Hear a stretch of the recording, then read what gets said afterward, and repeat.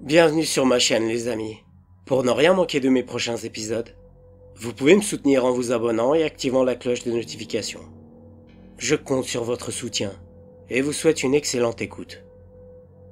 Je pensais savoir distinguer le bien du mal, croire que mes choix étaient justes, mais mon ignorance m'a trahi.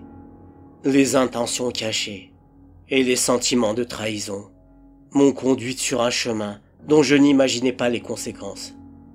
J'ai cru agir pour protéger mon cœur, pour récupérer ce que je pensais m'appartenir, mais j'ai payé le prix fort.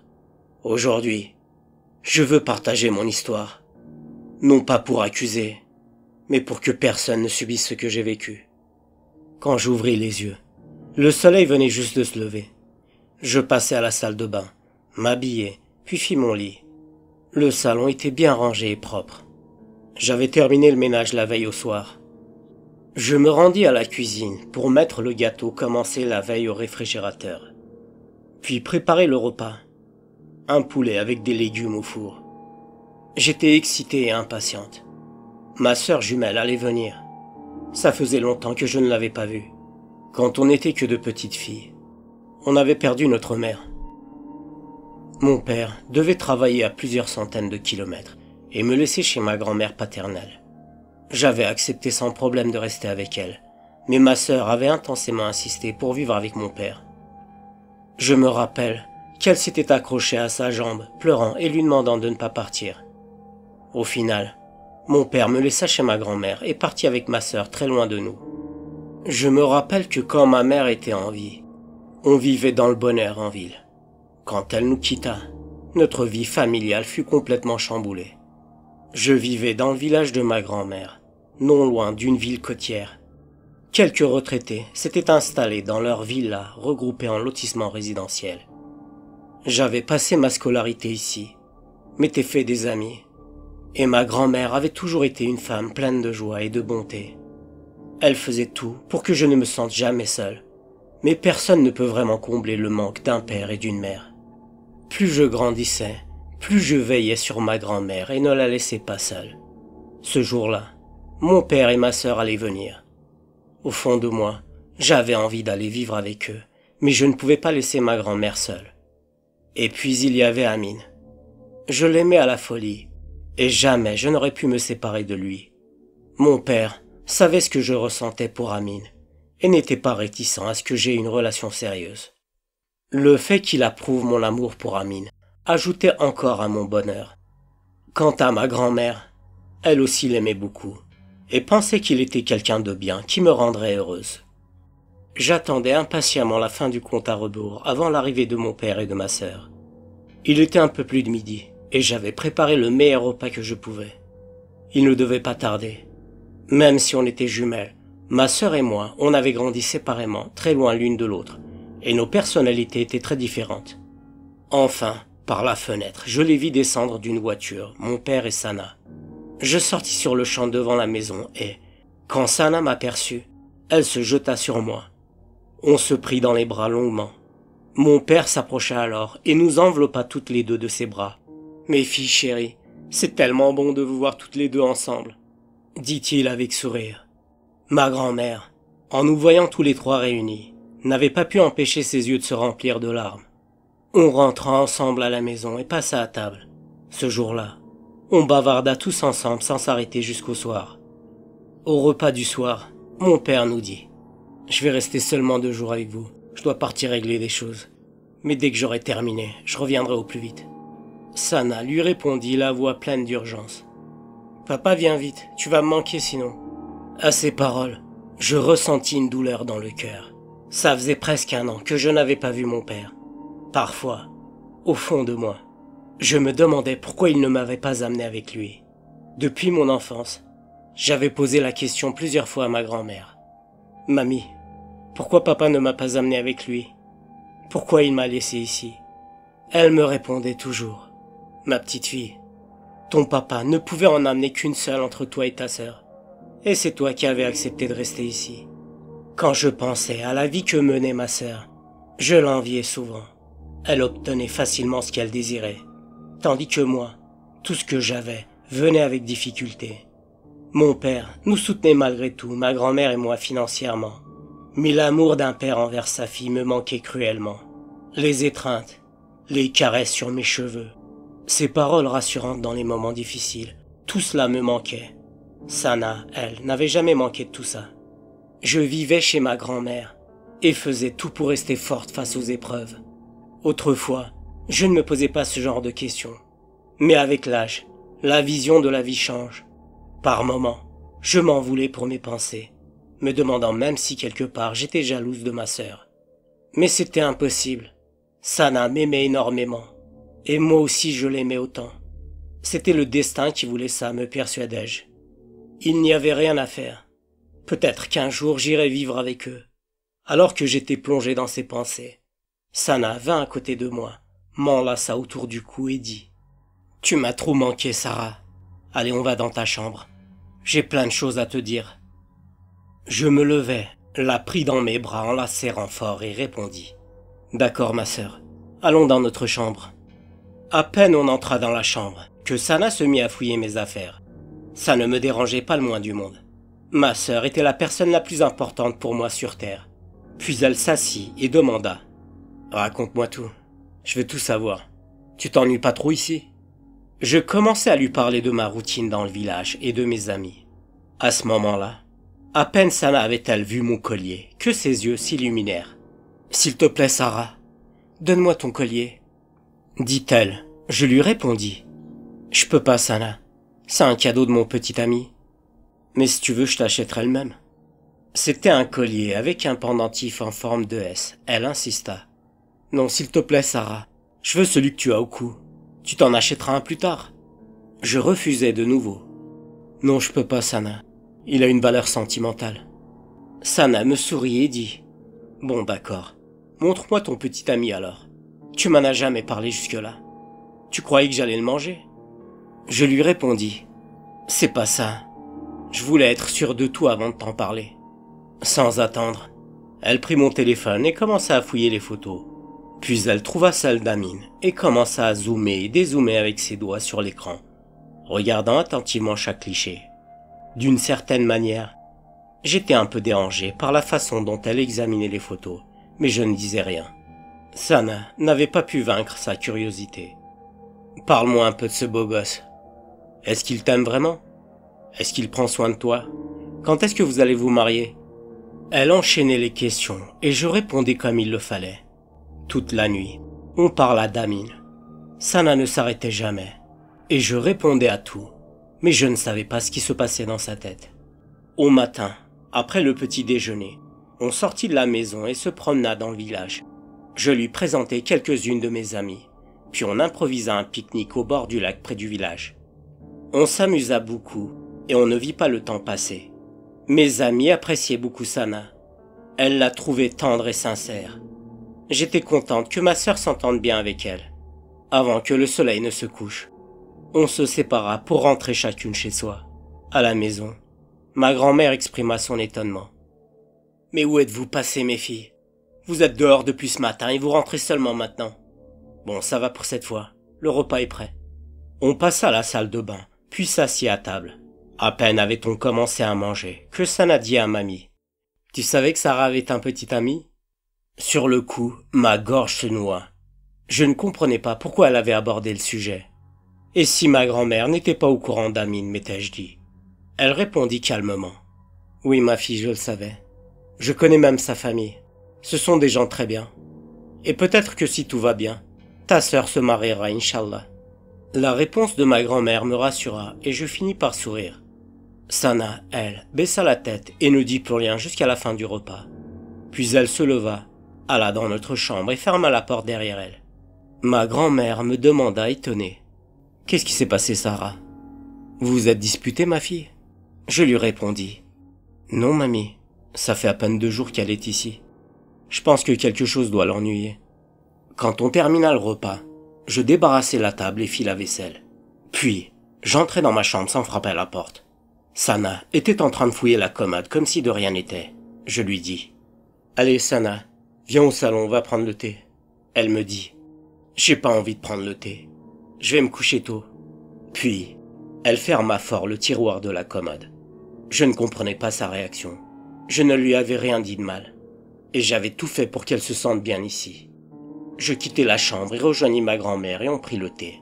Après avoir un peu bavardé ensemble, ma grand-mère se leva pour aller dormir et on se souhaita bonne nuit. Je débarrassai la table et le rangement à la cuisine.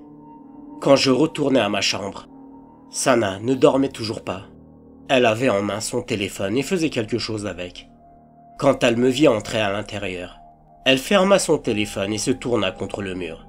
Je m'approchai d'elle et lui dis « Si t'as un souci, tu peux partager avec moi, ma sœur. » Elle se retourna vers moi avec ses yeux embués, puis elle me dit à voix basse « J'ai beaucoup de peine en moi et je me sens très seule et je peux pas en parler à quelqu'un. » Je lui dis « C'est bon, Sana. Maintenant tu es à côté de moi. Tu peux tout me dire. » Elle me dit « C'est ton petit ami, Amine. » Je lui dis « Qu'est-ce qu'il y a avec Amine ?» Elle me dit « Il ressemble trait pour trait à mon ex. Je l'ai perdu à cause d'un accident de voiture. Je l'aimais à la folie. C'était la première fois que j'avais aimé quelqu'un autant. J'avais eu du mal à m'en remettre depuis le jour où je l'avais perdu. Il était tout pour moi. » Puis Sana se mit à pleurer à grosses gouttes. Je demandai à Sana « Est-ce que tu as une photo de lui ?» Elle me répondit « Non, j'ai effacé toutes ces photos de mon téléphone. C'était trop dur pour moi. À chaque fois que je les regardais, ça me brisait le cœur. Le destin l'a remis sur mon chemin. » Puis, Sana baissa la tête et murmura « Peut-être qu'il est revenu dans un autre corps. » Je lui dis « Les gens peuvent se ressembler naturellement. Mais crois-moi, Amine n'est pas lui. C'est mon petit ami. Et on pense même se marier. » Sana me prit la main et me dit en me regardant droit dans les yeux « Sarah, je sais pas si j'ai le droit de te demander ça. Mais s'il te plaît, présente-moi une seule fois Amine. Je voudrais le voir en vrai. » Je lui dis « Bien sûr que je te le présenterai. Mais s'il te plaît, n'ouvre pas le sujet de ton ex à côté de lui. » Sana me dit « D'accord, ne t'en fais pas pour ça. Est-ce que je peux le voir demain ?» Je lui répondis « C'est d'accord. Allez, essuie tes yeux, c'est fini. » Sur le visage de Sana s'afficha un léger sourire. Puis elle m'enlaça le cou et m'embrassa la joue et me dit « Merci beaucoup, ma sœur. Tu es tout pour moi. » Puis Sana alla dans son lit et ferma ses yeux. Ce qui s'était passé me dérangeait intérieurement. Je sentais que quelque chose clochait. Mais je n'avais pas d'autre choix que d'attendre et de voir ce qui allait se passer. Le lendemain matin, Sana n'était plus dans son lit. Elle était déjà prête, habillée. Je me levai et lui demandai « Où tu vas, Sana? Il est trop tôt, là. » Elle répondit surprise. « Comment ça, où je vais? On a une rencontre importante aujourd'hui. T'as oublié? Mais tu vois pas qu'il est trop tôt, là? On va pas le sortir de son lit. Patiente un peu. On ira le voir cet après-midi. On n'a même pas pris le petit déjeuner. » « Ok, calme-toi. On fera comme tu dis, » dit-elle finalement.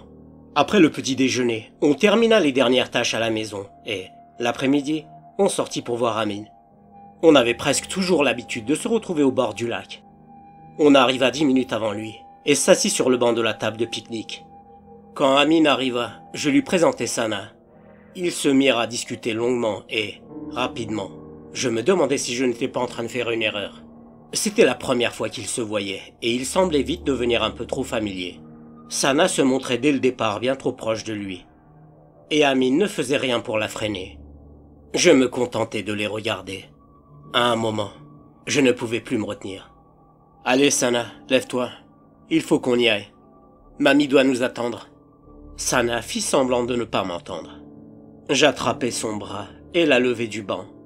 Sur le chemin, on ne se parla pas. Je ne voulais pas lui faire de peine, mais je sentais qu'elle testait mes limites. Depuis ce jour-là, le comportement de Sana changea complètement. Elle se tenait à distance de moi, s'enfermait dans sa chambre et passait tout son temps sur son téléphone.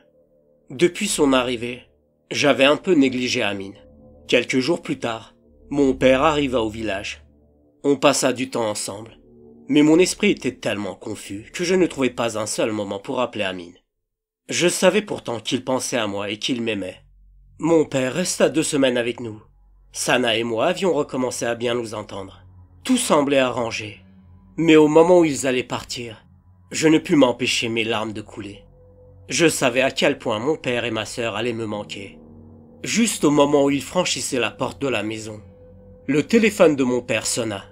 Il posa son sac au sol, s'adossa au mur et dit « D'accord, ok, je t'appellerai plus tard. » Ma grand-mère, voyant l'état de mon père, demanda « Qu'est-ce qu'il y a, mon fils? Pourquoi tu es dans cet état ?» Mon père répondit « Maman, la société pour laquelle je travaillais vient de faire faillite. » Il avait l'air complètement effondré. Ma grand-mère lui dit « Ressaisis-toi, mon fils. C'est la vie. Ça arrive, ce genre de choses. Il y a des choses que tu sais pas, maman. J'ai pris des crédits à la banque. Je vous en avais jamais parlé. Il faut que je rembourse mes dettes avant la fin du mois, avant d'avoir affaire à mes huissiers ou à mes créanciers. Il faut que je trouve une solution. » On ne savait pas quoi dire. Mon père s'assit sur le fauteuil et, après avoir réfléchi un moment, il se leva. On ignorait à quoi il pensait. Puis il dit à Sana « Ma fille, tu vas rester encore un moment ici. Dès que j'aurai réglé ces problèmes, promis, je viendrai te chercher. » Sana protesta. « Mais papa, je peux pas rester longtemps ici. J'ai mes habitudes et mes amis là-bas. Laisse-moi venir avec toi, s'il te plaît. » Elle le supplia. Mais mon père avait pris sa décision. « Écoute, ma fille, comprends-moi. Je peux pas faire autrement. Dès que j'aurai réglé cette affaire, je viendrai te chercher. » Puis il se leva et quitta la maison. Quelques jours plus tard, l'atmosphère à la maison avait complètement changé. Sana s'était retirée dans un coin et passait tout son temps sur son téléphone. Elle nous évitait et ne parlait presque plus. De temps en temps, elle allait préparer quelque chose dans la cuisine, puis retourner dans sa chambre. À chaque fois que je lui disais « Allez Sana, viens avec moi prendre l'air dehors, on va s'amuser ensemble. » Elle me répondait « Laisse-moi tranquille, je veux pas. » Pendant ce temps, j'avais essayé d'appeler Amine plusieurs fois, mais il ne décrochait jamais. Je me disais qu'il était peut-être occupé au travail, et je n'y prêtais pas trop attention. Un soir, alors que j'allais dans ma chambre pour dormir, je vis Sana endormie. Je voulus lui remonter la couverture sur elle, et c'est là que je remarquai son téléphone sur la table de chevet. L'écran était déverrouillé, et plusieurs messages s'affichaient d'affilée. Machinalement, je regardais. Je n'en croyais pas mes yeux. Tous les messages venaient d'Amine. Je pris le téléphone et sortis de la chambre, lisant chaque message. Ils se parlaient depuis le tout premier jour où ils s'étaient rencontrés. Au début, leur relation était amicale. Puis Sana avait transformé cette amitié en quelque chose de plus. Elle lui avait écrit qu'il lui plaisait beaucoup et qu'elle voulait être avec lui. Même si Amine lui avait dit au début qu'il m'aimait et qu'il voulait se marier avec moi, Sana l'avait éloigné de moi en disant du mal de moi. Elle l'avait refroidi envers moi. Je me sentais impuissante, les yeux embués de larmes. Je me retenais pour ne pas pleurer.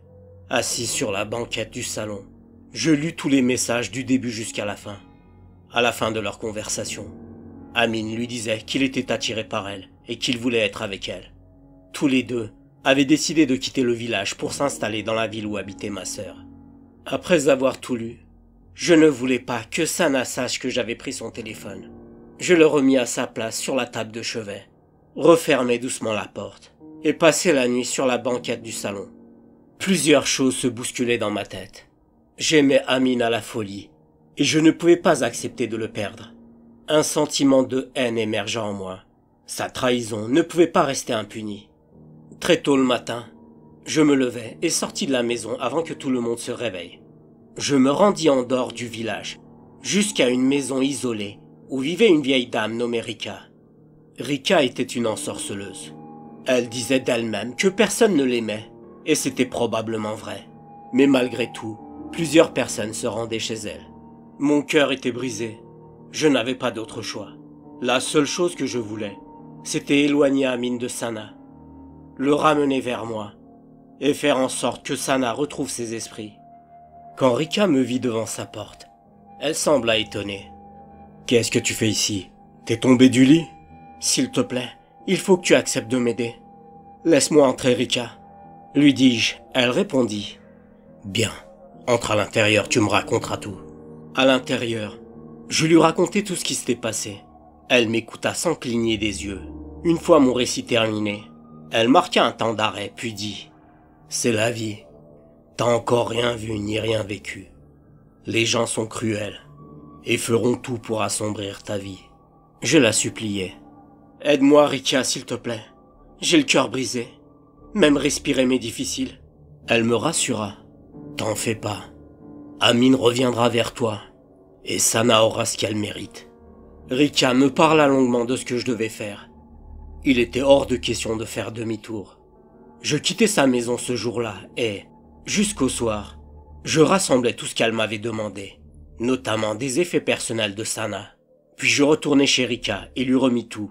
Je lui demandais, « Rika, ça prendra combien de temps pour que le sort agisse ?»« Dans 3 jours, le lien sera scellé. Mais sache qu'il y aura des conséquences et que tu devras garder le secret. Si quelqu'un découvre ce que nous faisons, le lien ne prendra jamais. » Répondit-elle. Je promis. 3 jours passèrent. Je reçus un appel d'Amine. « Je suis désolé. Je t'ai négligé ces derniers jours. J'ai compris mes erreurs. Je voudrais te revoir et me remettre avec toi. C'est toi que j'aime et personne d'autre. » Dit-il. Je lui répondis. « Je suis au courant de tout. Je te pardonne. Mais si jamais tu refais ça, je ne te pardonnerai plus jamais. Je ne te ferai plus jamais ça. Crois-moi, mon amour. » Dit-il. Après ce jour-là, notre relation devint meilleure que jamais. Quant à Sana, elle ne sortait plus de sa chambre. Elle disait se sentir mal. Ma grand-mère lui faisait prendre toutes sortes de remèdes et lui préparait des infusions pour aller mieux, mais sans succès. Un soir, après le dîner, je passais dans la chambre avec Sana. J'étais allongé sur mon lit, occupé avec mon téléphone, jetant de temps en temps un œil vers elle. Elle n'allait pas bien depuis quelques jours. Le sortilège avait marché sur elle. Sana s'était enfermée sur elle-même, répétant souvent qu'elle se sentait fatiguée, épuisée, mal. Elle avait l'air étrange. Je relisais nos messages échangés avec Amine, heureuse de ma relation. Soudain, Sana se redressa et se mit à respirer avec difficulté. Je me contentais de la regarder sans rien dire. Elle avait l'air de vouloir me dire quelque chose. Je fis semblant de m'en ficher. Quand elle s'en rendit compte, elle s'allongea sur son lit, fixant le plafond, respirant difficilement. Puis elle se leva, jeta sa couverture au sol et fit mine de chercher quelque chose dans son lit. Je n'en pouvais plus. « Je crois que tu deviens complètement folle. Qu'est-ce que tu fais ?» Elle bégaya. « Non, je fais rien. Tout va bien. » Sans ramasser sa couverture, elle sortit de la chambre. Je me dis qu'elle allait probablement à la salle de bain. Mais après un moment, Sana n'était toujours pas revenue. Inquiète, je me dirigeai vers la salle de bain. Devant la porte entr'ouverte, j'entendis des pleurs. En m'approchant, je vis Sana, juste en face du miroir, pleurant en se regardant. Mon souffle se coupa. Son reflet était différent. Ses yeux étaient noirs, sans blanc. Sa bouche semblait plus grande que d'habitude. Et elle avait un air étrange, effrayant. Sana pleurait, tandis que son image dans le miroir affichait un sourire diabolique. Je ne savais plus quoi faire. Je l'attrapai par le bras et la tirai vers moi pour l'éloigner du miroir. À ce moment-là, elle se retourna et se mit à me parler, mais je ne comprenais rien à ses mots. Un frisson me parcourut le corps. Je perdis tout contrôle et me mis à crier. Le miroir se brisa et Sana perdit connaissance. Ma grand-mère arriva et dit « Qu'est-ce qu'il y a, Sarah? Qu'est-ce qui s'est passé ?» Elle se pencha vers Sana. Je tentai de me ressaisir. « Mamie, Sana s'est évanouie et le miroir s'est cassé tout seul. Aide-moi à la ramener dans le salon, s'il te plaît. » On réussit à la soulever. Elle était étrangement lourde, son corps glacé. Enfin, on la coucha sur le canapé. Elle marmonnait des mots incompréhensibles. On lui mit de l'eau sur le visage. J'essayai d'appeler le médecin du village, mais il était trop tard. Il fallut attendre le matin. Quelques heures plus tard, Sana reprit ses esprits. Elle dit simplement qu'elle se sentait fatiguée et voulait dormir. Elle se leva et retourna dans sa chambre. Ce que j'avais vu dans la salle de bain me faisait encore trembler. Je n'arrivais pas à oublier ce qui s'était passé là-bas. Ma grand-mère vint à mes côtés et me dit doucement « Raconte-moi, ma fille, qu'est-ce qui s'est passé à l'intérieur? Vous vous êtes disputés ?» Je lui répondis « Non, mamie, on ne s'est pas disputé. Allez, mamie, il se fait tard. Il faut que tu ailles dormir. On en parlera demain. » Je passai dans ma chambre. Sana dormait. Sans faire de bruit, Je me glissais dans mon lit, mal à l'aise et très effrayé. Je me demandais pourquoi je vivais tout ça. J'essayais de me rassurer en me disant que ça allait passer. Je fermais les yeux, mais toute la nuit, des rêves étranges et très dérangeants vinrent troubler mon sommeil. Sans raison apparente, je me réveillais en pleine nuit. L'intérieur de la chambre était plongé dans l'obscurité totale. D'ordinaire, la lumière des étoiles ou de la lune éclairait un peu la pièce par la fenêtre. Mais cette nuit, il n'y avait rien. Le ciel semblait entièrement couvert de nuages. Je me levai lentement pour sortir de la chambre. Au moment où j'allais passer la porte, je me figeai. J'avais senti comme la présence de quelqu'un en face de moi. Je pris une profonde respiration et me mis à prier. Si j'avais pu faire un pas de plus, j'aurais ouvert la lumière. Mais la peur m'empêchait d'avancer. Je reculai et m'assis sur le coin de mon lit, attendant que mes yeux s'habituent à l'obscurité. Après quelques secondes, je sentis une présence s'approcher de moi. « Sana, est-ce que c'est toi ?» dis-je, mais aucune réponse ne vint. Je me levai et m'avançai lentement vers le lit de Sana. Après l'avoir contrôlée, je constatai qu'elle était bien dans son lit. Je me retournai vers le mien et, même si je ne le distinguais pas bien, j'aperçus vaguement quelqu'un à côté. La table de chevet avait une lampe. Je l'allumai et tout sembla normal dans la chambre. Il n'y avait personne à côté de mon lit. La peur m'envahit. Je pris une profonde respiration et récitai toutes les prières que je connaissais. Je me levai et allai à la cuisine pour boire un verre d'eau.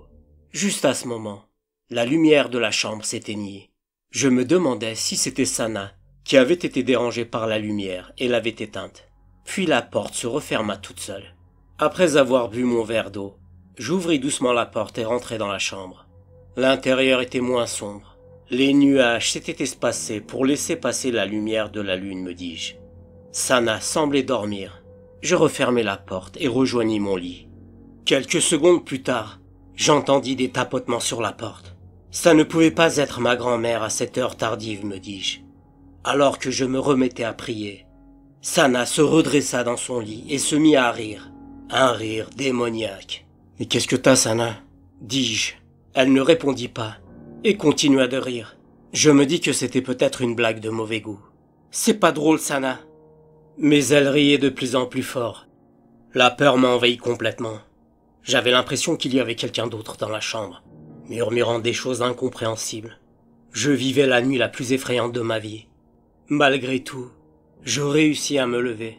À peine avais-je fait 2 pas, qu'un énorme rat sortit du dessous de lit et grimpa sur ma jambe. Je poussai un cri de toutes mes forces. À ce moment-là, j'entendis la voix de ma grand-mère et sentis mes épaules être secouées. J'ouvris les yeux. J'étais dans mon lit. Sana dormait toujours. Et ma grand-mère était là, alertée par mes cris. Je regardais par la fenêtre. Il faisait sombre. Cette nuit semblait interminable. Je me mis à pleurer. « Viens dormir dans ma chambre si tu veux, ma fille. » dit ma grand-mère. « Oui, je veux bien, mamie. » répondis-je. Je passai dans sa chambre. Son lit était très grand. Je m'allongeai et elle me caressa les cheveux. « Ne t'inquiète plus. Je vais prier pour toi, ça va aller. » Puis elle se mit à murmurer. Mais quelque chose n'allait pas. Je ne savais pas quoi. À un moment donné, elle se mit à rire doucement. Puis, de plus en plus fort, jusqu'à ce que son rire devienne effroyable, semblable à celui de Sana. « Mamie, est-ce que tu vas bien ? Pourquoi tu ris ?» demandai-je terrifié. « Tu auras ce que tu mérites, » répondit-elle. La peur m'empêchait de réfléchir correctement. Je me levai subitement du lit et courus pour sortir de la chambre. Je me retrouvai dans le salon, mais le salon était rempli de créatures, chimères, mi-homme, mi-animal. Je courais vers la porte de la maison pour la quitter, mais plus j'avançais, plus la distance vers la porte s'allongeait. Ces créatures s'approchaient de moi, et les rires diaboliques de Sana et de ma grand-mère résonnaient dans toute la maison. Je n'en pouvais plus. Je m'effondrai sur mes genoux, fermai les yeux et me mis à pleurer. Soudain, l'appel à la prière retentit. L'intérieur de la maison fut plongé dans le silence total. J'ouvris les yeux. J'étais seul dans le salon. J'avais l'impression de perdre la tête. Je me levai et retournai dans ma chambre. Sana dormait toujours. En réalité, c'était elle qui aurait dû vivre tout cela. Alors pourquoi était-ce moi qui en subissais les conséquences, me demandai-je. Je passai par la salle de bain pour me laver le visage, puis m'installer sur la banquette du salon. J'avais l'impression que mon corps avait été frappé de toutes parts. Je n'arrivais pas à donner un sens à ce que je vivais. Tout cela venait du sortilège de liaison que j'avais fait pratiquer. Je n'en pouvais plus. Je devais aller voir Rika, l'ensorceleuse, et lui demander des comptes. J'attendis que les premiers rayons du soleil percent l'horizon. Dès qu'ils illuminèrent la maison, je sortis et pris le chemin menant chez Rika. Alors que je marchais, je sentais qu'on m'épiait. Je me retournais souvent. Je regardais autour de moi, mais je ne voyais personne. Quand j'arrivais chez Rika, je frappais plusieurs fois à la porte. Elle mit du temps avant d'ouvrir. Quand enfin elle ouvrit, elle n'avait pas l'air surprise de me voir et dit « Ouais, c'est pourquoi cette fois-ci ?»« J'ai des choses importantes à te dire, » répondis-je. J'entrai et lui racontai tout ce qui s'était passé. Rika garda le silence un moment, puis dit « Et tu t'étonnes d'avoir vécu tout ça ? Tu es venu me demander de jeter un sort sur quelqu'un qui porte le même sang que toi. Tu croyais ne pas être touché ? Je t'avais prévenu. Tu souffriras comme elle souffre. Mais toi, tu as eu ce que tu voulais. Il est revenu à toi. Reprends ton argent et va-t'en. » « Je ne veux rien. Je voulais juste le punir. Il a compris ses erreurs. Défait le sort. Je ne voulais pas ça. » lui dis-je. Rika me regarda méchamment, se leva et dit « C'est impossible. Je ne peux briser aucun sort que j'ai jeté. Le prix à payer est lourd. Et je ne peux pas revenir en arrière. Et si tu oses aller voir quelqu'un d'autre pour rompre le sort, vous mourrez toutes les deux la même nuit. » Je me mis à la supplier comme jamais je ne l'avais fait, mais en vain. Elle conclut d'une voix dure. « Lève-toi et va-t'en. Et ne reviens plus ici si tu ouvres encore ce sujet. Les entités que tu as vues, je les lâcherai toutes sur toi. La malédiction te suivra toute ta vie. » Je quittai la maison de cette sorcière, et elle claqua la porte derrière moi. Je marchais dans la rue, me sentant impuissante, sans solution. Je ne savais pas quoi faire. Un regret impossible à décrire me rongeait. Je m'en voulais. C'était moi la responsable de tout ça. Pour l'amour d'un homme, j'avais nui à ma propre sœur. En marchant, je murmurais « Allah, pardonne-moi pour tout ce que j'ai fait. » Quand j'entrais chez moi, je remarquai une agitation inhabituelle. Ma grand-mère marchait vite dans tous les sens. « Qu'est-ce que t'as, mamie ?» lui demandai-je. Son visage était marqué par la peur. Elle répondit « Sana ne va pas bien. Elle a de l'écume à la bouche. » Je me précipitai dans ma chambre. Sana était allongée sur le lit, en convulsion, le regard perdu dans le vide. Je m'assis près d'elle, lui pris la main et dis « Je suis là, ma sœur. Tout va bien. Ça va s'arranger. Je vais t'amener chez le médecin. Courage. » Elle tourna lentement la tête vers moi et murmura « C'est toi qui m'as fait ça. C'est toi. » Ces mots brisèrent mon cœur. « Non, c'est pas moi. Je voulais pas ça, ma sœur. » Mais Sana répétait de plus en plus faiblement. « C'est toi. C'est toi. C'est toi. » À ce moment-là, ma grand-mère entra dans la chambre. Elle parlait au téléphone avec le médecin, lui décrivant l'état de Sana. Le médecin lui expliquait les gestes de premier secours à faire. On essaya toutes les deux de suivre ses instructions. Peu à peu, Sana se calma un peu. Une ambulance arriva enfin et l'emmena à l'hôpital le plus proche en ville. Ma grand-mère monta avec elle. Je voulais y aller aussi, mais elle me demanda de rester à la maison, au cas où mon père entrerait. J'étais à la maison, complètement effondré, adossé au mur, assise au sol, la tête posée sur mes genoux. Comment en était-on arrivé là? Ma raison refusait de comprendre. Une rage sourde brûlait en moi. Je restai seul jusqu'au soir. J'avais passé plusieurs coups de fil à ma grand-mère, mais elle n'avait jamais décroché. J'avais appelé l'hôpital pour avoir des nouvelles de ma sœur. Mais la standardiste me répondit qu'aucune patiente ne portait ce nom et raccrocha aussitôt. Les heures s'écoulaient, le ciel s'assombrissait de plus en plus, et je n'avais toujours aucune nouvelle, ni de ma grand-mère, ni de ma sœur. Je recommençai mes appels à l'hôpital plusieurs fois. jusqu'à ce que la standardiste me menace. « Écoutez-moi attentivement. Si vous continuez à occuper la ligne, on appellera la police. » Puis elle raccrocha. Je n'avais plus aucune solution. Finalement, je pensais à appeler mon père pour tout lui raconter. Mais je n'arrivais pas à le joindre non plus. Je n'avais plus la force de parler, ni de pleurer. Je ne faisais que prier, encore et encore, espérant qu'il ne soit rien arrivé de grave. Je n'en pouvais plus de rester seul à la maison. Je me levais, m'habillais et sortis pour voir notre voisine la plus proche, tante Leila. J'avais pris mon téléphone sur moi. Au moment où j'étais sur le palier de la porte, mon téléphone sonna. C'était ma grand-mère. « Je t'appelle depuis ce matin, mamie. Pourquoi t'as pas décroché ?» Ma grand-mère me répondit. « Ne bouge pas de la maison. On va venir d'ici peu. » Je lui demandai comment elle savait que j'allais sortir. Mais elle ne répondit pas et raccrocha. Au fond de moi, une peur étrange s'installait. Je faisais les 100 pas dans la maison. Tout me semblait dérangeant. Finalement, je sortis dehors, pris une profonde respiration, et mon téléphone sonna de nouveau. C'était encore ma grand-mère. « Je t'avais dit de ne pas sortir. »« J'ai très peur de rester à la maison, mamie. Ce que je vis depuis quelques jours est très difficile. Tu ne le sais pas. »« Tais-toi, petite misérable. Tu n'es que boue. Je sais tout ce que tu as fait. Toi et ta sœur.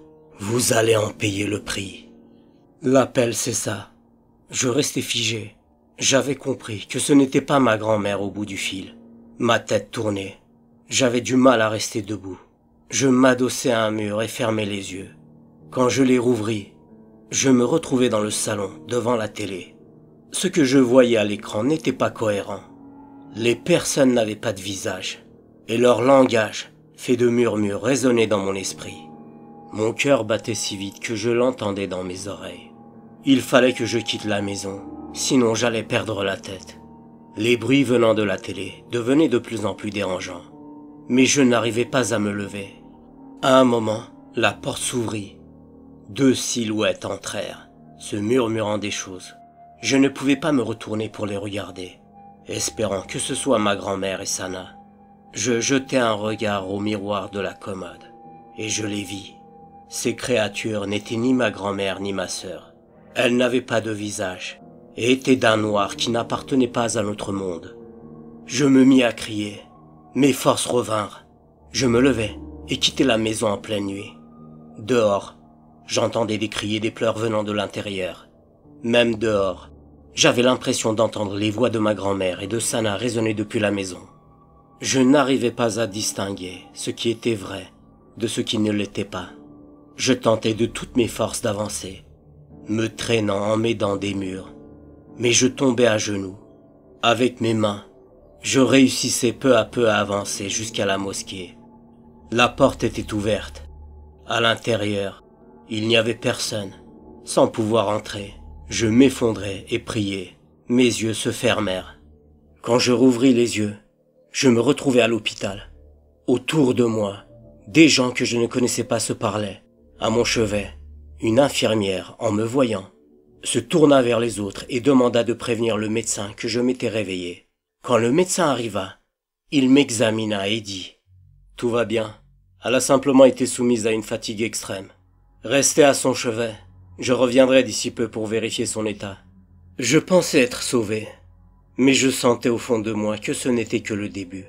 En réalité, c'était l'imam du village qui était venu pour la prière de l'aube, la prière du Fajr. Il m'avait trouvé inconscient devant la porte de la mosquée, avait appelé aussitôt une ambulance et prévenu mon père. Mon père était venu le plus vite possible à l'hôpital. Il n'était au courant de rien.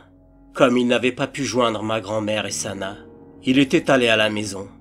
À la maison, il avait trouvé le corps sans vie de Sana, et ma grand-mère était allongée sur son lit, immobile.